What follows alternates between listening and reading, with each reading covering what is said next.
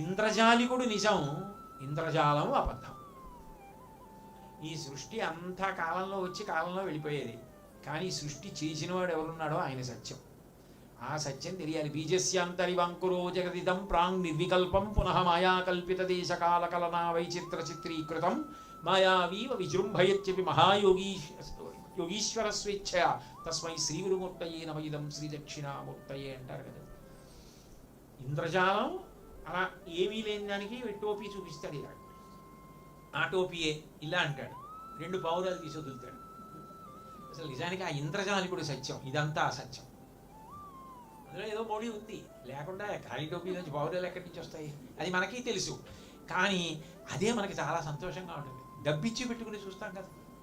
ఎందుకంటే ఏది మాయో ఏది సత్యం కాదో దానిలో మమేకం అవడంలో అంత ఆనందం ఉంటుంది. అప్పుడు సత్యమునందు మమేకం అవడం ఎంత ఆనందంగా ఉంటుంది.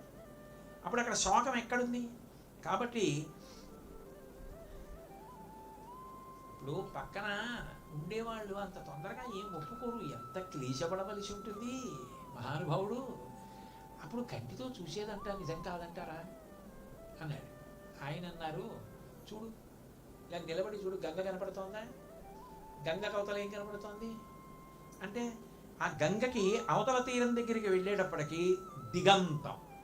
దిగంతం అంటే ఆకాశము, గంగ చివర నది, భూమి 2 కలిసిపోయాయి. అలా కనపడుతోందా? పడవేసుకుని అక్కడికి వెళ్ళు, ఇంకా దూరంలో కలుస్తున్నాయి, ఇక్కడ కాదు. మరి నీ కంటితో చూసింది నిజం ఎక్కడైంది? కంటితో చూసినవన్నీ సత్యాలా? అలా అయితే ఇదిగో కిటికీలోంచి మరి గంగ దిగంతం దగ్గర కలిసిపోయినట్టుంది, అక్కడికి వెళ్తే కాదు. కంటితో చూసినవన్నీ సత్యాలు కాదనడానికి ఇది చాలదా? శాస్త్రము చేత చెప్పబడినది సత్యము తప్ప నీ కంటితో చూసినవన్నీ సత్యాలు కావు, నీ కంటితో చూడనివన్నీ అసత్యాలు కావు.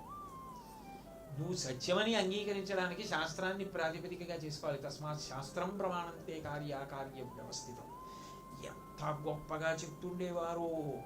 అయితే మరి ఏమండి ఇవి ఎలా ఎరుకలోకి వస్తాయి, ఎప్పటికి తెలుస్తాయి?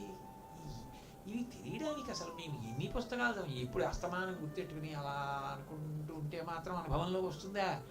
ఎవడో వాడు పిలుస్తాడు కదా, పిలిచిన తర్వాత వాడు ముచ్చట మొదలెడతాడు, ఏదో అది అంటాడు ఇది అంటాడు, అయిపోయిందంటే మాయలోకి జారిపోయాయి.